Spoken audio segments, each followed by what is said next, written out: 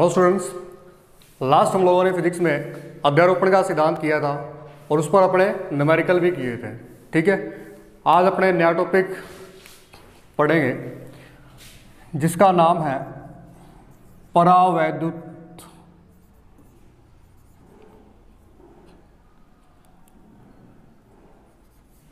वैद्युतांक। क्या है परावैद्युतांक, जिसको डाइलेक्ट्रिक कांस्टेंट भी बोल देते हैं।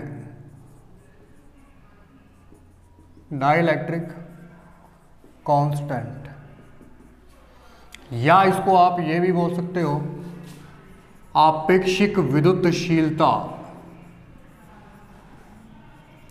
आपेक्षिक विद्युतशीलता, रिलेटिव परमिटिविटी। ठीक है, तो आज का टॉपिक है अपने परावैद्युतांक। परावैद्युतांक क्या होता है कि देखो, जो माध्यम की विद्युतशीलता होती है, ठीक है, माध्यम की विद्युतशीलता और निर्वात की विद्युतशीलता का जो अनुपात होता है वो क्या कहलाता है? परावैद्युतांक या आपेक्षिक विद्युतशीलता कहलाता है। ठीक है, तो डेफिनेशन लिखते हैं आपने, माध्यम की विद्युतशीलता तथा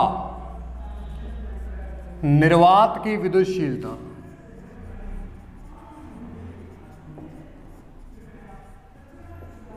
का अनुपात क्या कहलाता है? परावैद्युतांक या आपेक्षिक विद्युतशीलता कहलाता है। इसको लिखते हैं एप्सिलॉन आर से लिखते हैं। किससे लिखते हैं? एप्सिलॉन आर से। तो क्या होता है? माध्यम की विद्युतशीलता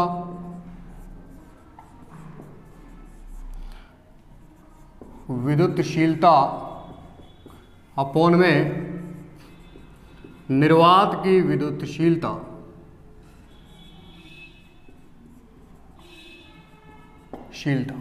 ठीक है, तो एप्सिलॉन आर को आप क्या लिख सकते हो? माध्यम की विद्युतशीलता किसे लिखते हो? एप्सिलॉन से, और निर्वात की विद्युतशीलता को एप्सिलॉन नॉट से। तो ये अपने पास फॉर्मूला आ जाएगा किसका? परावैद्युतांक का या डाइलेक्ट्रिक कांस्टेंट का। ठीक है, कि माध्यम की विद्युतशीलता और जो निर्वात की विद्युतशीलता होती है उनका जो रेशियो होता है, अनुपात होता है, वो क्या कहलाता है? आपेक्षिक विद्युतशीलता या निर्वात की विद्युतशीलता कहलाता है। ठीक है, यहां से आप देखो एप्सिलॉन आर जो है ये डायमेंशनलेस क्वांटिटी है। क्या है ये? डायमेंशनलेस क्वांटिटी है, कोई डायमेंशन नहीं होती इसकी। ठीक है, अगर यहां से आप एप्सिलॉन की वैल्यू फाइंड करो तो क्या आएगी? Epsilon r into epsilon zero. ये एप्सिलॉन जीरो इधर मल्टीप्लाई होगा तो एप्सिलॉन क्या आ जाएगा? Epsilon r into epsilon zero. ठीक है, या एप्सिलॉन नॉट। ठीक है, देखो एप्सिलॉन आर की जो वैल्यू होती है वो मीडियम पे डिपेंड करती है। किस पे डिपेंड करती है? माध्यम पे। और भिन्न भिन्न माध्यमों के लिए एप्सिलॉन आर की वैल्यू क्या होती है? भिन्न भिन्न होती है। ठीक है, भिन्न भिन्न माध्यमों के लिए एप्सिलॉन आर की वैल्यू क्या होती है? भिन्न भिन्न होती है। जैसे मान लो कांच है, कांच के लिए जो एप्सिलॉन आर होता है वो 3 से 4 तक होता है। ठीक है, और जब अपने पास हवा होती है, एयर होती है, उसका 1.006 होता है। ठीक है, अलग अलग मीडियम के लिए अलग अलग होगी। जैसे आपके पास कोई जल है, ठीक है, जल के लिए इसकी वैल्यू क्या होती है? 80 होती है।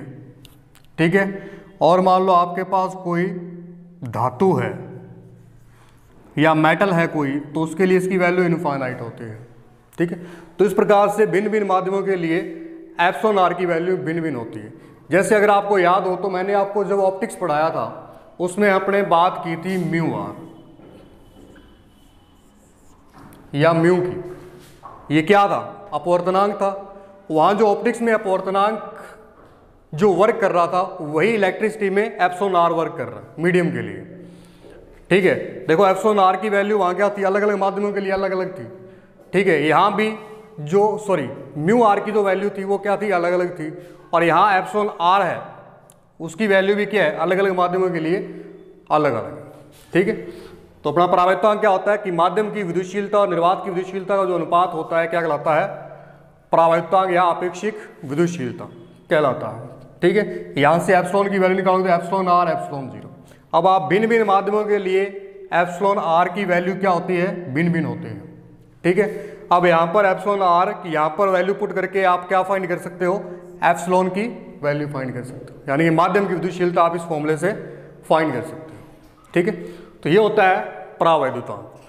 ठीक है, एक फॉर्मूला और भी अपने ड्राइव कर सकते हैं बलों के रूप में। इसका कैसे, स्थिर विद्युत बलों के रूप में। एप्सिलॉन आर की वैल्यू स्थिर विद्युत बलों के रूप में भी निकाल सकते हैं आपने, स्थिर विद्युत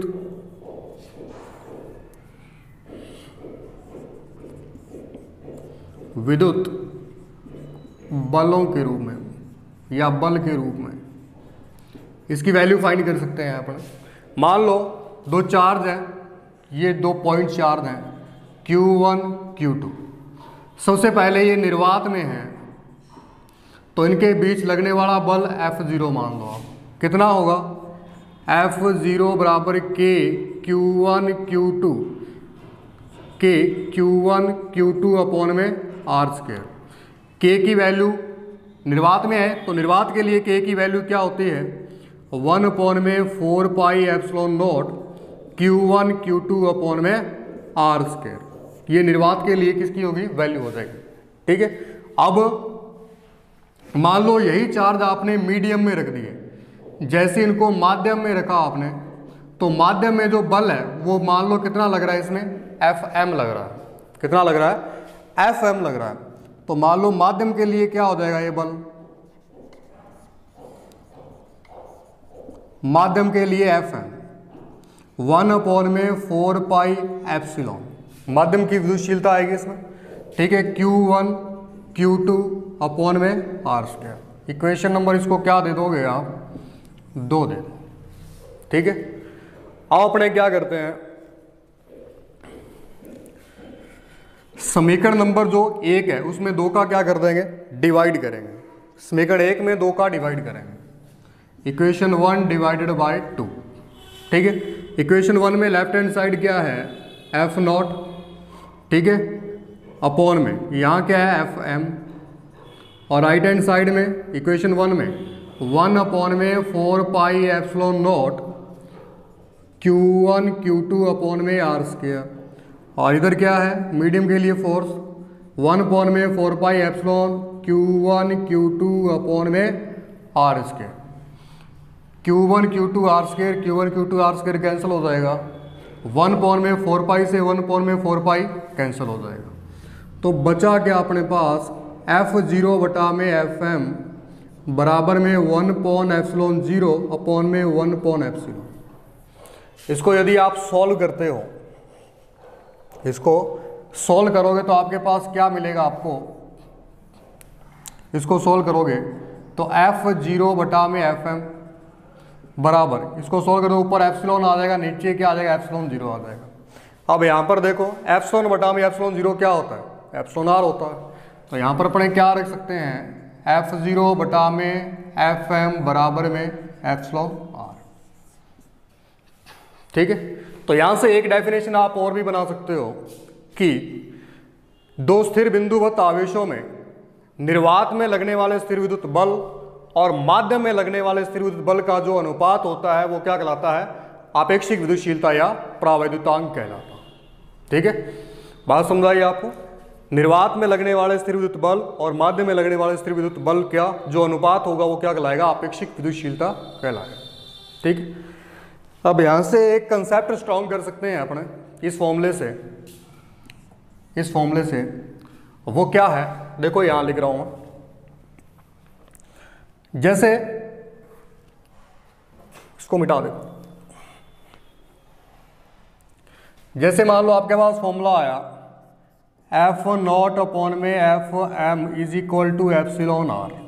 ठीक है, अगर मैं यहाँ पे Fm की वैल्यू फाइंड करता हूँ तो वो क्या आएगी, Fm is equal to F0 upon में एप्सिलॉन r। ये एप्सिलॉन r नीचे चला जाएगा, जो Fm है वो इधर चला जाएगा। तो यहाँ से माध्यम में लगने वाले बल की वैल्यू आ जाएगी।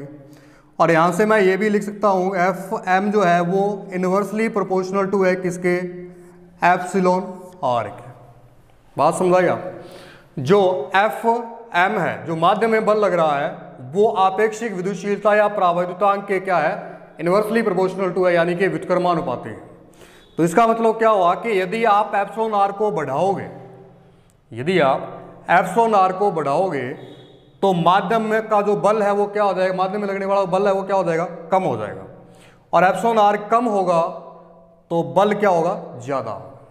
ठीक है, अब एप्सिलॉन आर की वैल्यू जैसे जैसे आप बढ़ाते हो, जैसे मान लो पहले वैक्यूम था, वैक्यूम के लिए एप्सिलॉन आर कितना होता है, 1 होता है।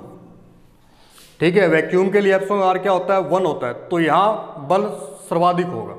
अब जैसे ही मान लो आप उसको कांच आपने मीडियम रख दिया वहाँ, कांच के लिए क्या होगा, 2 हो जाएगा, 1 बढ़ के 2 हो जाएगा। पहले 1 था, अब बढ़ के 2 हो जाएगा या 3 हो जाएगा।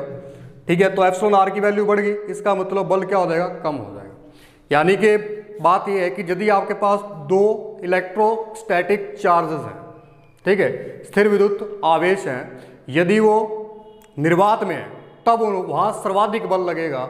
जैसे ही आप कोई इसके बीच में मीडियम रख दोगे, जैसे उसमें कांच रख दिया आपने या किसी ऑयल के अंदर रख दिए, ठीक है, तो वो फोर्स है वो वीक हो जाएगा। क्या हो जाएगा, वीक हो जाएगा, यानी कि दुर्बल हो जाएगा। ठीक है, निर्वात में जो बल है वो क्या रहता है, सर्वाधिक रहता है। तो आप लिख लोगे निर्वात में स्थिर विद्युत बल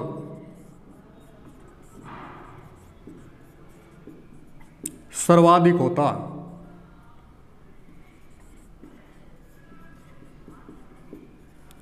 और जैसे ही आप कोई मीडियम ले जाओगे, मीडियम में ले जाओगे तो ये बल क्या हो जाएगा, वीक हो जाएगा।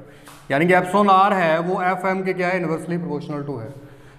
ठीक है, अब अपन एक न्यूमेरिकल कर लेते हैं इस पे, जिससे आपको ये कंसेप्ट क्लियर हो जाएगा कि मीडियम में रखने पर जो फोर्स है वो क्या हो जाता है, वीक हो जाता है। ठीक है, चलो आपके पास क्वेश्चन है कि 2 स्थिर विद्युत आवेश हैं। क्या है, 2 स्थिर विद्युत आवेश हैं,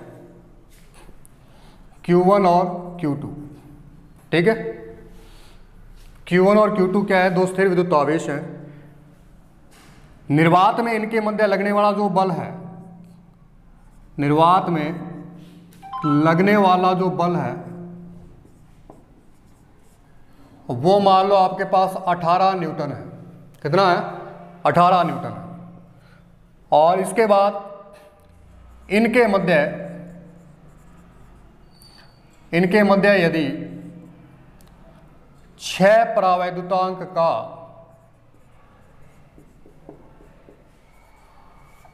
या 3 ले लो इसको, 3 परावैद्युतांक का कांच रख दिया जाए तो बल का मान ज्ञात कीजिए।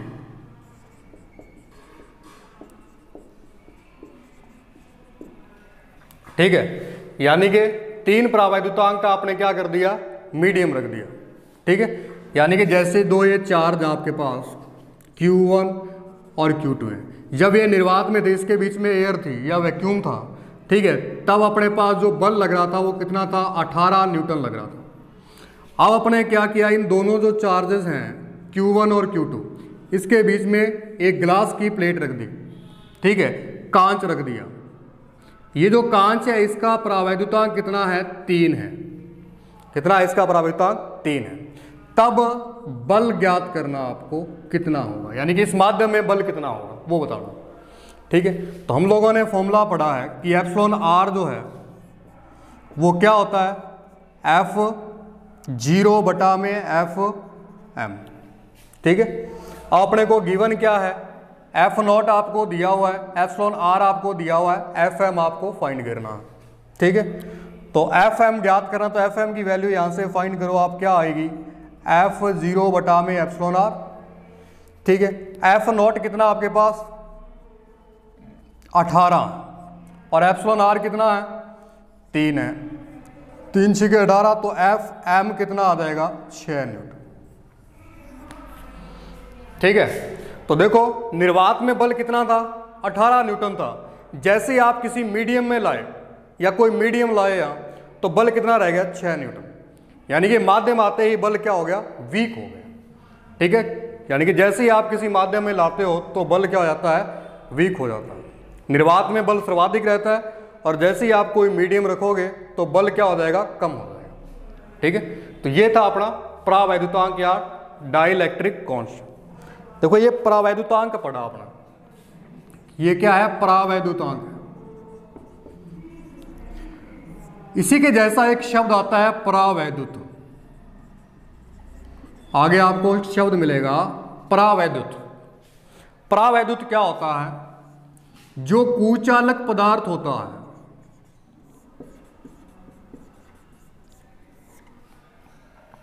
कुचालक पदार्थ होता है उसको क्या कहते हैं आपने, परावैद्युत कहते हैं। इस बात का ध्यान रखना, ठीक है। ये तो परावैद्युतांक पढ़ा आपने एप्सिलॉन आर, ठीक है।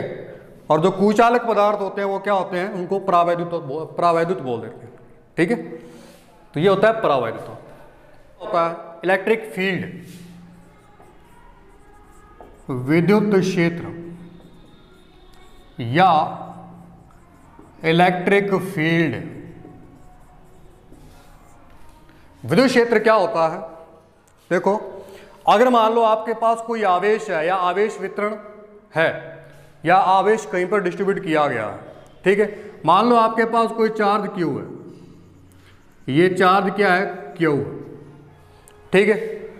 तो यदि अपने एक काम करें, इसके आसपास कोई चार्ज रखते हैं, जैसे ये Q रखा, इस Q चार्ज के सराउंडिंग में अपने आप कहीं भी कोई चार्ज रखते हो, यदि ये इलेक्ट्रोस्टैटिक फोर्स फील करता है, जैसे पॉजिटिव चार्ज है, अगर ये प्रतिकर्षण का बल महसूस करेगा, जिस जिस एरिया में ये करेगा, तो वो सारा फील्ड कौन सा होगा, इलेक्ट्रिक फील्ड होगा, ठीक है।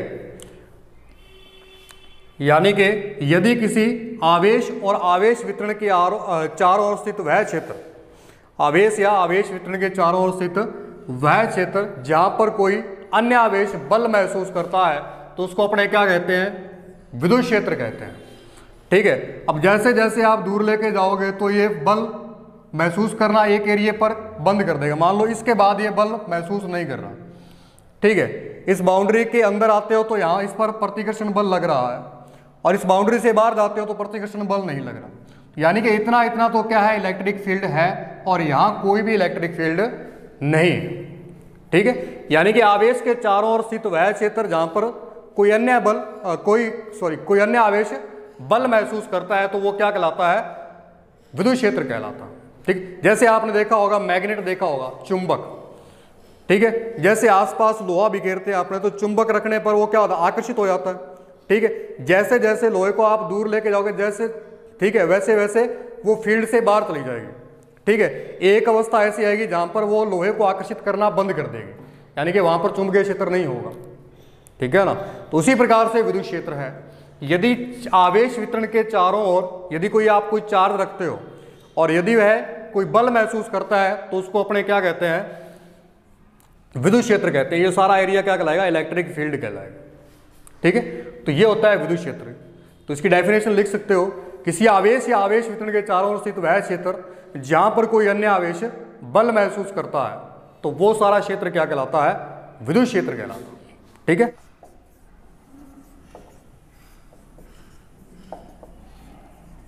विद्युत क्षेत्र की तीव्रता, इंटेंसिटी ऑफ इलेक्ट्रिक फील्ड। विद्युत क्षेत्र की तीव्रता क्या होती है, देखो इसका स्टेटमेंट बोल रहा हूं मैं। विद्युत क्षेत्र में किसी बिंदु पर स्थित एकांक धनावेश, परीक्षण धनावेश, एकांक परीक्षण धनावेश पर लगने वाले बल को क्या कहते हैं, विद्युत क्षेत्र की तीव्रता कहते हैं, ठीक है। ये मान लो आपके पास कोई इलेक्ट्रिक फील्ड है इतना, ठीक है।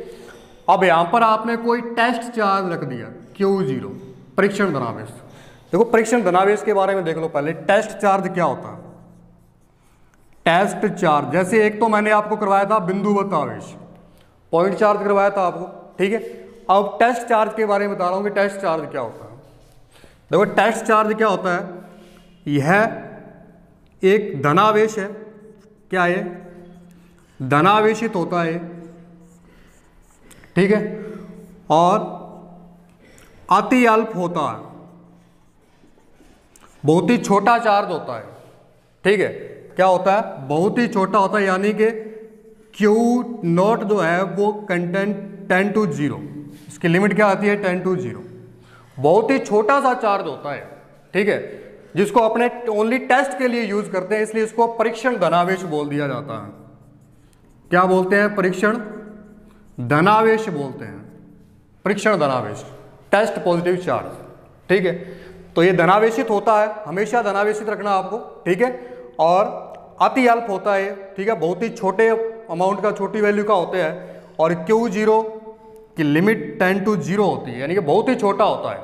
देखो बहुत छोटा इसलिए होता है कि इसलिए लिया जाता है कि ये अपना इलेक्ट्रिक फील्ड क्रिएट ना कर पाए। ठीक है ना, अपना इलेक्ट्रिक फील्ड क्रिएट ना कर पाए, इसलिए इसको बहुत ही छोटे अमाउंट का लिया जाता है। ठीक है, तो परीक्षण धनावेश इसको अपने ओनली टेस्ट करने के लिए काम में लेते हैं। यदि कोई टेस्ट करना है तो इसका यूज करते हैं अपन। ठीक है, अब जैसे आपको देखना है कि इलेक्ट्रिक फील्ड है या नहीं। ठीक है, मान लो आपके पास यहां पर कोई टेस्ट चार्ज रख दिया, अगर ये कोई बल महसूस करेगा तब तो वहां इलेक्ट्रिक फील्ड है, वरना नहीं है। ठीक है, तो मान लो ये इलेक्ट्रिक फील्ड है। ठीक है, तो इलेक्ट्रिक फील्ड, सॉरी, ये आपके पास परीक्षण धनावेश है। ठीक है, यदि आप इसको किसी विद्युत क्षेत्र में रखते हो और अगर ये बल महसूस करता है, एकांक धनावेश पर जितना बल लगेगा वही उसका क्या होगा, इलेक्ट्रिक फील्ड होगा। या आपने ये कहें, इसकी डेफिनेशन लिखें कि विद्युत क्षेत्र में स्थित, विद्युत क्षेत्र में स्थित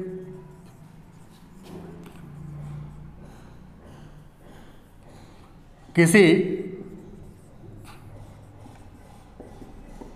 परीक्षण धनावेश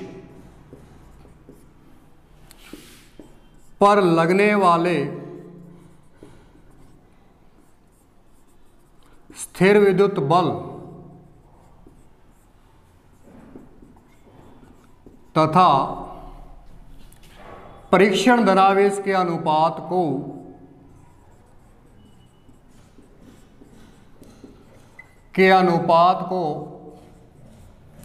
विद्युत क्षेत्र की तीव्रता कहते हैं।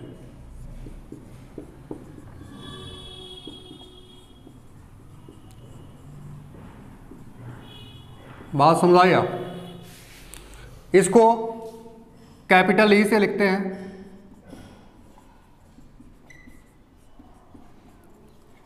और यह एक क्या है, सदिश राशि है, वेक्टर क्वांटिटी है ये। ठीक है, तो फॉर्मूला क्या बनेगा, E क्या होगा, लगने वाला बल मान लो F है और परीक्षण धनावेश Q0, ये हो जाएगा विद्युत क्षेत्र की तीव्रता। ठीक है, कि विद्युत क्षेत्र में स्थित किसी परीक्षण धनावेश Q0 जो है, इस पर लगने वाले बल और परीक्षण धनावेश का जो अनुपात होगा वो क्या कहलाता है, विद्युत क्षेत्र की तीव्रता कहलाता है। ठीक है, और यह क्या है, एक वेक्टर क्वांटिटी है। क्या है ये, वेक्टर क्वांटिटी है। अगर ये वेक्टर क्वांटिटी है तो इसकी डायरेक्शन होगी, विद्युत क्षेत्र क्या एक वेक्टर क्वांटिटी है तो इसकी क्या होगी, डायरेक्शन होगी। और दिशा क्या होती है इसकी, परीक्षण धनावेश पर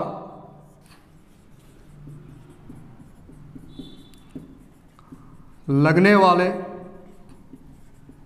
बल के अनुदिश होती है। परीक्षण धनावेश पर बल जिस डायरेक्शन में लगेगा उसी दिशा में क्या होगा, विद्युत क्षेत्र की दिशा होगी।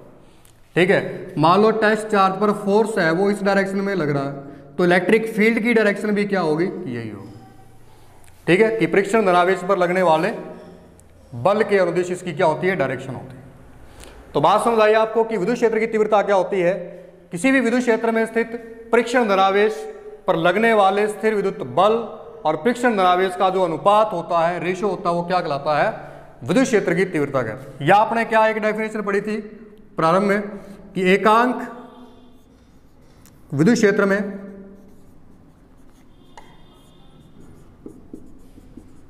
एकांक परीक्षण धनावेश पर लगने वाले बल को विद्युत क्षेत्र की तीव्रता कहते हैं।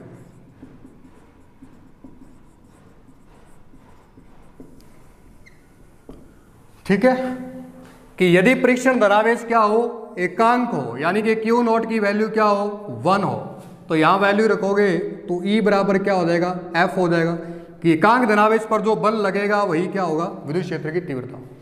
चाहे तो डेफिनेशन ये लिख दो, चाहे, ठीक है, कि एकांक धनावेश पर लगने वाले स्थिर विद्युत बल क्या कहलाता है, विद्युत क्षेत्र की तीव्रता का। और यह क्या है, एक वेक्टर क्वांटिटी है और इसकी डायरेक्शन क्या होती है, पृष्ठ धनावेश पर लगने वाले बल के अनुदिश होते हैं, ठीक है। और अगर इसकी यूनिट क्या होगी, नई क्वांटिटी लाए ना अपने विद्युत क्षेत्र, तो इसकी अपने यूनिट भी लिखेंगे कि यूनिट क्या होगी इसकी। यूनिट देखो फॉर्मूले से यूनिट आती है, फॉर्मूला क्या है इसका, एफ अपॉन में क्यू जीरो। एफ की यूनिट क्या होती है, न्यूटन, ठीक है, और क्यू नॉट आवेश की यूनिट क्या होती है, कूलम। तो ऐसा ही सिस्टम है, इसकी यूनिट क्या हो जाएगी, न्यूटन पर कूलम हो जाएगी। या एक यूनिट और होती है इसकी, वोल्ट पर मीटर। क्या होती है, वोल्ट पर मीटर। जब आप आगे इलेक्ट्रिक पोटेंशियल पढ़ोगे, विद्युत विभव पढ़ोगे, तो वहां इस यूनिट को अपने शो करेंगे कि कैसे आई ये यूनिट, ठीक है। तो वहां आपको बताया जाएगा ये यूनिट आई कैसे। तो आपको एक ओनली ध्यान में रखना है कि इसकी दो यूनिट है, न्यूटन पर कूलम या वोल्ट पर मीटर, ठीक है। ये यूनिट आपको ऐसा सिस्टम में ध्यान में रखने हैं, ठीक है। इसके बाद बात करते हैं इसकी डायमेंशन की। वीमा क्या होगी इसकी, ठीक है।